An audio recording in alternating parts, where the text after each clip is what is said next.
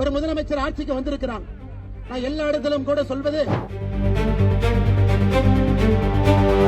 அமித்ஷா அண்ணாமலையோட காதில் ஏதோ சொல்லி தமிழ்நாட்டுக்கு அனுப்பிச்சிருக்காரு. அது அண்ணாமலை பக்காவாக தமிழ்நாட்டில் வந்து செய்வதற்காக பிஜேபி பிளீன். ஆமா, உண்மைதான்.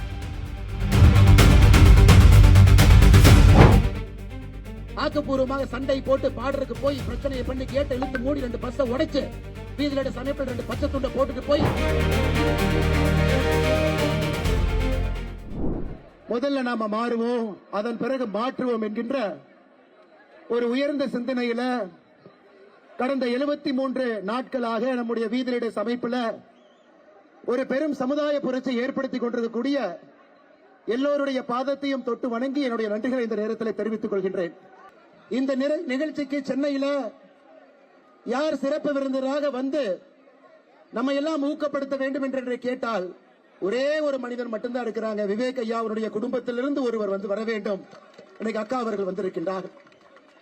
2021 ஏப்ரல் மாதத்துல நம்மை விட்டு விவேக் ஐயா அவர்கள் பிரிந்து சென்று 5 வருட காலம் ஆகிறது. நம்முடைய அன்பையெல்லாம் பெற்றிருக்கக்கூடிய ஏபிஜே அப்துல் கலாம் ஐயா அவர்கள் மக்களுடைய ஜனாதிபதியாக இருந்தவர். விவேக் ஐயா கிட்ட முதல்ல 10 லட்சம் மரக்கன்றுகளை நட வேண்டும், அதன் பிறகு 1 கோடி மரக்கன்றுகளை நட வேண்டும் என்று சொல்லிய பிறகு அதை தன்னுடைய முழுநேர வேலையாக உதகரி ஊட்டியிலிருந்து சென்னை வரை தமிழகத்தினுடைய ஒரு மாவட்டத்தில் ஒரு பகுதியில் விவேக் ஐயா அவர்கள் தன்னுடைய காலத்தில் 37 லட்சம் மரக்கன்றுகளை நட்டுவிட்டு மிச்சம் இருக்கக்கூடிய 63 லட்சம் மரக்கன்றுகளை நாம் நட வேண்டும், தமிழக மக்கள் நட வேண்டும் என்கின்ற இந்த பணியை நமக்கு விட்டு சென்றிருக்கின்றார். அதனால்தான் அருமை சொந்தங்களே, இந்த மாதம் மட்டுமே நம்முடைய வீதி லீடர்ஸுடைய அமைப்பு 20 லட்சம் மரக்கன்றுகளை தமிழகத்தில் நாம் நட வேண்டும். பனை மரத்தை நடணும், தேக்கு மரத்தை நடணும், ஒரு பகுதியில் இருக்கக்கூடிய அந்த மண்ணிற்கும் அந்த பகுதிக்கும் சம்பந்தப்பட்ட மரக்கன்றுகளை நட வேண்டும் என்கின்ற ஒரு பெரிய ஒரு வைராகிய நோக்கத்தோடு இந்த ஆகஸ்ட் மாதம் முழுவதுமே சுற்றுச்சூழல் மாதமாக நாம் இதை கொண்டாடி கொண்டிருக்கின்றோம். ஒரு தனி மனிதனும் கூட, ஒரு தாய்மாராக இருக்கட்டும், குழந்தையா இருக்கட்டும், பள்ளிக்கூடத்துக்கு செல்லக்கூடிய குழந்தையாக இருக்கட்டும், கல்லூரிக்கு செல்லக்கூடிய மாணவ செல்வங்கள் யாராக இருந்தாலும் கூட இந்த மாதம் அவர்களாக முன்வந்து இந்த மாற்றத்தில் நாங்களும் இருக்கின்றோம். ஏதோ ஒரு நதியை சுத்தம் பண்றோம். நீங்க பாருங்க, தாமிரபரணி நதியை சுத்தம் பண்ண ஆரம்பித்திருக்கின்றோம். வைகை நதியை தொடர்ந்து சுத்தம் செய்து கொண்டிருக்கின்றோம். பரமத்தி வேலூர்ல ஆரம்பித்து நம்முடைய காவிரி தாயை சுத்தம் செய்ய ஆரம்பித்திருக்கின்றோம். கன்னியாகுமரியிலிருந்து தூத்துக்குடி வரை 175 கிலோமீட்டர் கடற்கரையை கடந்த 4 வாரங்களாக சுத்தம் செய்து கொண்டிருக்கின்றோம். வீதிலிட அமைப்பை பொறுத்தவரை ஒரு பணியை எடுத்த பின்பு அதை முழுமையாக முடித்து காட்டி தமிழகத்தில் இந்த ஓராண்டுகள் இன்னும் 365 நாள் முடியும் பொழுது ஒரு டெமான்ஸ்ட்ரபிள் டிஃபரன்ஸ், மக்கள் தன் கண் முன்னால் ஒரு மாற்றத்தை பார்க்கணும். அதற்குத்தான் வீதிலிட அமைப்பு முழுமையாக உங்களுடைய அன்பையெல்லாம் பெற்று, இங்க யாரும் தொண்டர்கள் கிடையாது, எல்லோரும் தலைவர் என்கின்ற நோக்கத்தில் இந்த பணியை செய்து கொண்டிருக்கின்றோம். இந்த மாதம் மட்டுமே ஆகஸ்ட் மாதம் இதுவரை 16 நாள்ல கிட்டத்தட்ட 1400க்கும் மேற்பட்ட நிகழ்வுகள் தமிழகத்தில் சுற்றுச்சூழல் சம்பந்தமாக நடந்திருக்கிறது. கடற்கரையாக, ஏரி குளமாக, பனைமரம் வைப்பதாக இருக்கட்டும், சுத்தம் செய்வதாக இருக்கட்டும், கிட்டத்தட்ட 1,06,000 கிலோ 1,06,000 கிலோ 100 டன்னுக்கு மேல பிளாஸ்டிக் குப்பைகளை மட்டும் வீதிலிட அமைப்பு இந்த 16 நாள்ல தமிழகத்தில் நாம் எடுத்திருக்கின்றோம். அமெரிக்க சொந்தங்களை, நாம் நம்முடைய சொந்தங்களை நீங்க யோசிக்கணும். எத்தனை பேர் கையில காலில தைரியமா உள்ள நடந்து போய் பாதுகாப்பு உபகரணங்கள் கூட போடாம அந்த குப்பையெல்லாம் எடுக்கும் பொழுது நமக்கே நெஞ்சு வலிக்கிறது. வைகை நதியில பார்த்து அங்க நிக்கவே முடியலங்க, அந்த அளவுக்கு குப்பை கூலம். நம்முடைய தொண்டர்கள் அதை எடுக்கும் பொழுது அங்கே நம்மளால மூச்சு கூட விட முடியல, அங்க எந்த உயிரினமும் கூட இல்ல. அங்கே நம்முடைய தொண்டர்கள் முகம் சொலிக்காம உள்ள இறங்கி வைகை தாயை சுத்தம் பண்றாங்க, காவிரி தாயை சுத்தம் பண்றாங்க, தாமிரபரணி தாயை சுத்தம் பண்றாங்க. இதுதான் நமக்கு வேண்டும். ஒரு அடிப்படை அரசியல் கட்டமைப்பு, நல்ல அரசியல் கட்டமைப்பு வேண்டும் என்றால் அதிலிருந்து வரக்கூடிய தொண்டர்கள், தலைவர்கள் யாராக இருந்தாலும் கூட ஒரு சேவை மனப்பான்மையோடு வருவர்களால் மட்டும்தான் அடிப்படை அரசியல் கட்டமைப்பை மாற்ற முடியும். அதை நம்ம இன்னைக்கு வீதிலிட அமைப்பு நம்ம எல்லோரும் தலைவர்களாக ஒரு படியாக சென்று கொண்டிருக்கின்றோம். 73 நாட்கள் நீங்க யோசிச்சு பாருங்க, இந்தியாவில் எத்தனை அமைப்பு ஆரம்பிக்கப்பட்ட 73 நாட்கள்ல எத்தனை அமைப்புக்கு 20 லட்சம் பேர் தன்னார்வலாக இருக்கின்றார். எத்தனை அமைப்புகள் இருக்கிறார்?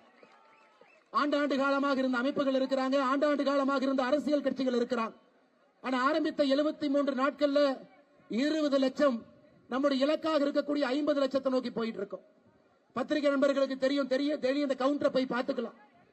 நாம யாருக்குமே சொல்லல, அண்ணா நீங்க போய் இன்னொருத்தரை சேர்த்துங்க, நீங்க போய் நம்பரை கூட்டிட்டு வாங்க, நமக்கு எண்ணிக்கை எப்பொழுதுமே வேண்டாங்க ஐயா. ஒருவராக நம்முடைய அமைப்பை பார்த்து, வேலையை பார்த்து, மாற்றத்தை பார்த்து வரக்கூடிய ஒருவராக வந்த 50 லட்சத்தை எட்டணும். நாளைக்கு காலையில் நம்ம எளிதா சொல்லலாம், 20 லட்சம் பேர் ஆளுக்கு இன்னொருத்தரை கூட்டிட்டு வாங்க, 40 லட்சம் ஆயிருங்க ஐயா. இல்லை, அது நோக்கம் அல்ல.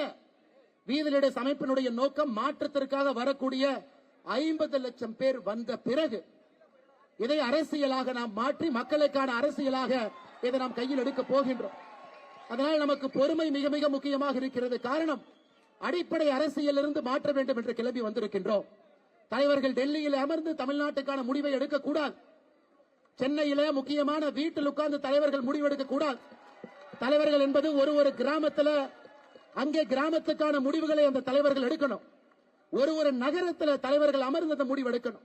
ஆனால் டெல்லியினுடைய காலம் சென்னை சென்ட் ஜார்ஜ் கோட்டையில் அமர்ந்துதான், அல்லது நான் போயஸ் கார்டன்ல அமர்ந்துதான், அல்லது நான் ஈசிஆர் பனையூர்ல அமர்ந்துதான், அல்லது நான் கோபாலபுரத்தில் அமர்ந்துதான் முடிவெடுப்பேன் என்கின்ற காலம் எல்லாம் மாறிவிட்டது. அருமை சொந்தங்களே, நான் யாரையும் குறையாக குற்றமாக சொல்லல. அடிப்படையில் இருக்கக்கூடிய தலைவர்கள் அடிப்படையில் அவர்கள் ஊருக்கான அவர்களுடைய சமுதாய பிரச்சனைக்கான தீர்வு அவர்களாக எடுக்கும் பொழுது மட்டும்தான் நிலையான அடிப்படை அரசியல் மாற்றம் நடக்கும். நிறைய பேர் சொல்றாங்க, இன்னைக்கு நாம சுற்றுச்சூழலை பற்றி பேசிக் கொண்டிருக்கின்றோம், என்னவெல்லாம் செய்யறோம் நாம பேசிக் கொண்டிருக்கின்றோம்.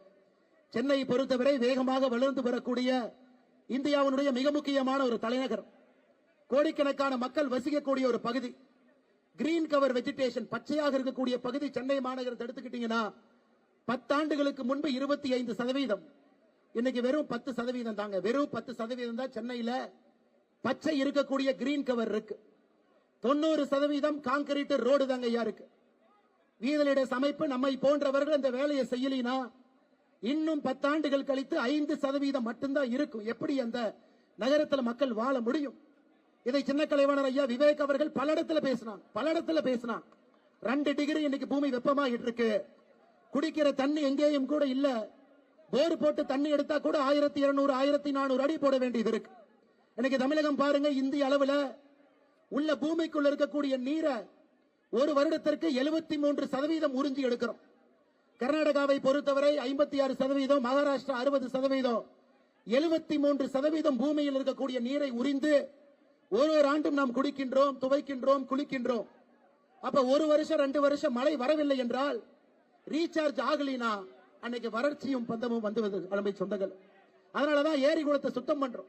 தமிழகத்துல 1,06,957 நீர்நிலைகள் இருக்கு. 1,06,000 நீர்நிலைகள். எத்தனை நீர்நிலைகள்ல தண்ணி இல்லைன்னு கேட்டீங்கன்னா 50,197 நீர்நிலைகள்ல தண்ணி இல்லை. இந்த புள்ளி விவரம் நான் கொடுக்கலீங்க ஐயா, மத்திய அமைச்சர் ஜல்சக்தி துறையினுடைய அமைச்சர் அவர்கள் கொடுத்த புள்ளி விவரம். தமிழகத்தில் இருக்கக்கூடிய 1,06,000 நீர் குளங்கள் நீரே இல்லைங்க ஐயா, ஏரி குளத்துல இல்ல. 50,197 நீர்நிலைகள் எனக்கு பயன்பாட்டில் இல்ல, என்க்ரோச்மெண்ட்ல போயிருச்சு, வீடு கட்டி இருக்காங்க. அதையெல்லாம் நம்முடைய சொந்தங்கள் ஒரு இடத்துலையும் பட்டாவை பார்த்து, தாசில்தாரை பார்த்து, அரசு அதிகாரிகளை பார்த்து, சுதந்திர தினத்தன்றைக்கு தமிழ்நாட்டில் 12,525 இடத்துல கிராம சபை கூட்டத்தில் போய் உட்கார்ந்து பேசி அதையெல்லாம் அடிப்படை அரசியல் இருந்து செய்து கொண்டிருக்கின்றார். அருமை சொந்தங்களே, இத்தனை வேலையை நம்முடைய வீதிலிடேஷனுடைய அமைப்பு ஒரு இடத்திலும் கூட செய்து கொண்டிருக்கின்றோம். இதையெல்லாம் நாம் பெருமையாக கர்வமாக நினைக்கணும். காரணம், நமக்கு பொறுப்பு கிடையாது, கவர்மெண்ட் பணம் கிடையாது, அரசு சம்பளம் கிடையாது, மக்களுடைய வரிப்பணத்தில் நாம வாழல.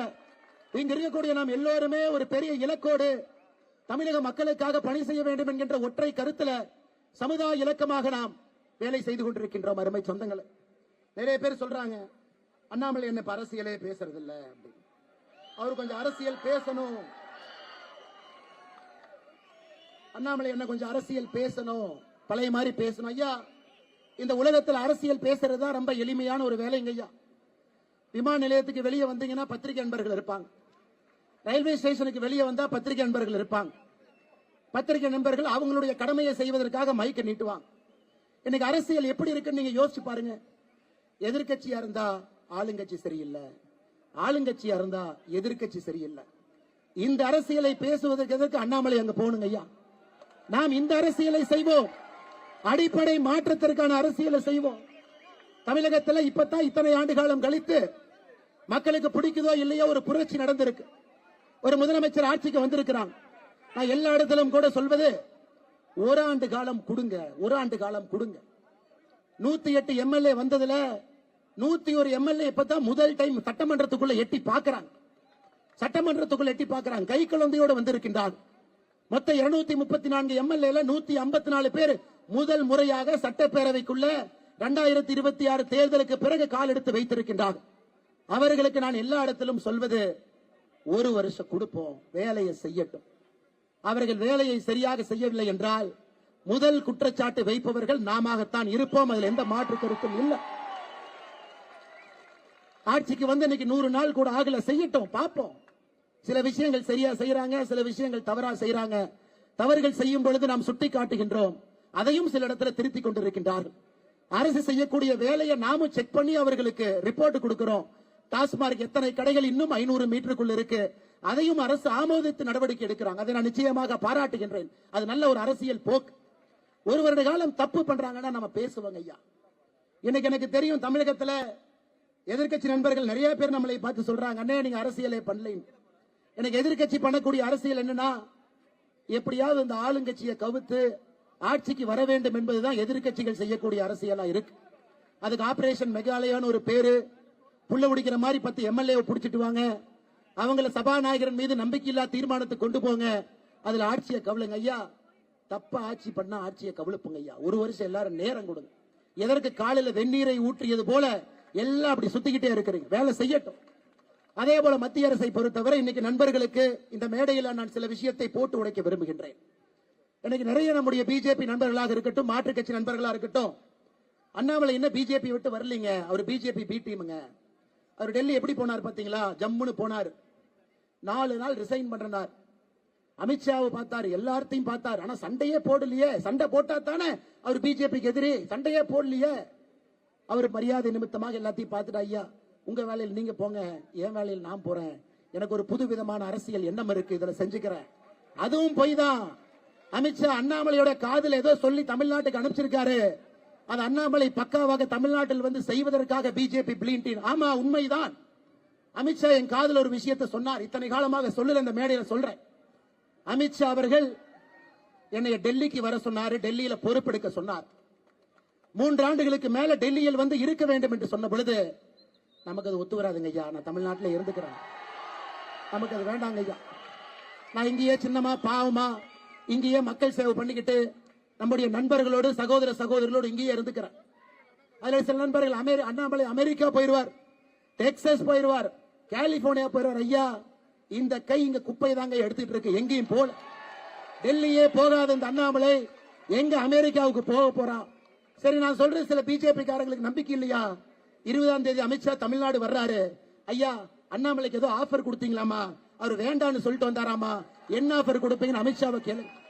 எப்பொழுதுமே அரசியலை பொறுத்தவரை ஒரு பிரின்சிபலோடு மட்டும்தான் நான் அரசியலை செய்திருக்கின்றேன். இங்கே பாரதிய ஜனதா கட்சியினுடைய மாநில தலைவராக இருந்த பொழுது தமிழ்நாட்டுக்கு எதிராக கர்நாடகாவில் மேகதாது அணை கட்டுகின்றார்கள் என்று தெரிந்து அங்கே ஆளுங்கட்சியாக இருந்த பாரதிய ஜனதா கட்சிக்கு எதிராக தமிழ்நாட்டில் பாரதிய ஜனதா கட்சி போராடியதை நான் சுட்டிக்காட்ட விரும்புகின்றேன். இன்னைக்கு தலைவர்கள் டெல்லியில் அழைத்தது நிஜம். எதுக்கு தம்பி ஒரு பிஜேபியில இருந்து இன்னொரு பிஜேபி மேல போராடுறீங்கன்னு கேட்டார். ஐயா அந்த பிஜேபி கர்நாடகாக்கு இருக்கட்டும், இந்த பிஜேபி தமிழ்நாட்டுக்கு இருக்கட்டும் ஐயா. மேகதாத்தை கட்டுறாங்க, அதை எதிர்த்து மட்டும்தான் போராடினோம். ஒரு கட்சியில் இருந்த பொழுதும் சரி, கட்சியில் இல்லாத பொழுதும் சரி, எப்பொழுதும் தமிழினத்திற்காக மட்டும்தான் நாங்கள் நின்றிருக்கின்றோம், நிற்போம். மாற்றத்திற்காக உங்களோடு எப்பொழுதும் இருப்போம் என்று இந்த மேடையில் சொல்வது என்னுடைய கடமையா இருக்கு. நானும் பேச வேண்டாம்னு பாக்குறேங்க ஐயா, அதிகமா பேச வச்சிட வேண்டாம். 73 நாள் தான் ஆகுது, நிறைய விஷயங்கள் பேச வேண்டாம் என்று பார்க்கின்றேன். பொறுப்பாக நம்முடைய சமுதாய பணியை மட்டும் செய்வோம்.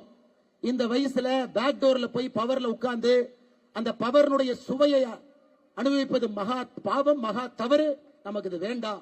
மக்களோடு இருந்து நேர்மையாக பணி செய்து மக்களால் தேர்ந்தெடுக்கப்பட்டு தமிழகத்தில் ஒரு ஆட்சி மாற்றத்திற்காக வீதிலிடு அமைப்பு இருக்கும் என்கின்ற உத்தரவாதத்தையும் இந்த நேரத்தில் சொல்வது என்னுடைய கடமையாக நான் கருதுகின்றேன். இதெல்லாம் வெளியே சொல்ல வேண்டாம் தான் நினைச்சேங்க. ஒரு ரூமுக்குள்ள பேசுற 4 வார்த்தை எப்பவுமே ரூமுக்குள்ள தான் இருக்கணும்னு நினைக்கிறாள், அது வெளியே சொல்லக்கூடாது என்று நினைக்கின்றேன். அதனால இப்ப வாச்சி கொஞ்சமாச்சும் உங்க வேலையை பார்த்துட்டு இந்த அட்ஜஸ்ட்மெண்ட் பாலிடிக்ஸ் எல்லாம் விட்டுட்டு மக்களுக்காக கீழே வந்து கொஞ்சமாச்சு பணி செய்யுங்க எதிர்க்கட்சி நண்பர்களே. அருமை சொந்தங்களே, அது மட்டுமல்ல, இன்றும் இன்னைக்கும் வீதலடி சமைப்பும் கர்நாடகாவில் மேகதாத்து அணையை கட்டுவதை நாம் எதிர்க்கின்றோம். இது அரசியலுக்காக கைத்தட்டலுக்காக நாம் சொல்வதல்லைங்க ஐயா. பெங்களூர்ல குடிநீர் பிரச்சனை இருக்கா? இருக்கு. பெங்களூர்ல தமிழர்கள் இருக்கிறாங்களா? இருக்கிறாங்க ஐயா. 15 லட்சம் பேருக்கு மேல பெங்களூர்ல நம்முடைய தமிழ் சொந்தங்கள் இருக்கிறாங்க.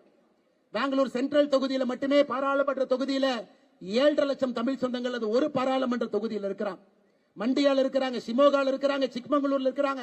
தமிழ்நாட்டில் பிறந்தவங்க அங்கே இருக்கிறாங்க. ஆக்கப்பூர்வமாக சண்டை போட்டு பார்டருக்கு போய் பிரச்சனையை பண்ணி கேட்டை இழுத்து மூடி 2 பஸ்ஸை உடைச்சு வீதியில சமைப்பில் 2 பச்சை துண்டை போட்டுட்டு போய் நாம செஞ்சுட்டா தமிழ்நாட்டுக்காக இருக்கிறோம். அது நமக்கு வேண்டாங்க. மேகதாத்தை எதிர்க்கின்றோம் என்று சொன்னால் மத்திய அரசை நம்புகின்றோம். 2 மாநிலத்துக்கு பிரச்சனை வரும் பொழுது ஒரு அணை கட்ட வேண்டும் என்று ஒரு மாநிலம் முடிவு செய்யும் பொழுது அந்த லோப்பர் ரைபேரியன் ஸ்டேட்டாக கீழே தண்ணி வரக்கூடிய மாநிலங்கள் அதை எதிர்த்தால் அந்த அணையை கட்டுவதற்கு அந்த மாநிலத்திற்கு உரிமை இல்லை. ஆனா துரதிருஷ்டவசமாக 2021-22 கட்ட முடியாது என்று சொன்ன மத்திய அரசு இன்னை கர்நாடகா கட்டுவதற்கு பிரச்சனை இல்லை என்று சொல்வது உண்மையாலுமே நம்முடைய நெஞ்சு வலிக்குதுங்க ஐயா. மோடி அவர்களை பொறுத்தவரை இன்னும் நான் நம்புகின்றேன், நேர்மையான ஒரு மனிதர், தவறு செய்யாத ஒரு மனிதர். அதனால 2 மாநிலத்துக்கு இடையே வரக்கூடிய பிரச்சனைகளை யோசிச்சு முதலமைச்சர்களை அமர வைத்து தீர்வு கொடுக்கணும். இன்னைக்கும் கர்நாடகாவில் நிறைய பேர் சொல்றாங்க ஐயா, நம்ம கிட்ட டிஜி ரிசர்வாயர் இருக்கு, திப்பன கொண்டகத்தா ரிசர்வாயர் இருக்குது, பெங்களூர்ல இருந்து 20 கிலோமீட்டர் 2.2 டிஎம்சி இருக்கு. அந்த தண்ணியை பெங்களூர் யூஸ் பண்ணா தண்ணி பிரச்சனையே வராதுங்க ஐயா. எதுக்கு மேகதாத்துல அணை கட்டணும்? மஞ்சனபல்லே டேம் இருக்குதுங்க ஐயா பெங்களூர் பக்கத்துல. மத்திய அரசு நிதி கொடுங்க, 500 கோடி கொடுங்க, 600 கோடி கொடுங்க, புதுப்பீங்க. ஏற்கனவே காவிரியில வரக்கூடிய தண்ணியில எங்க தேங்குதோ இந்த 2 டேமையும் புதுப்பீங்க. பெங்களூர் மக்களுக்கும் அது வரப்பிரசாதமாக இருக்கட்டும்.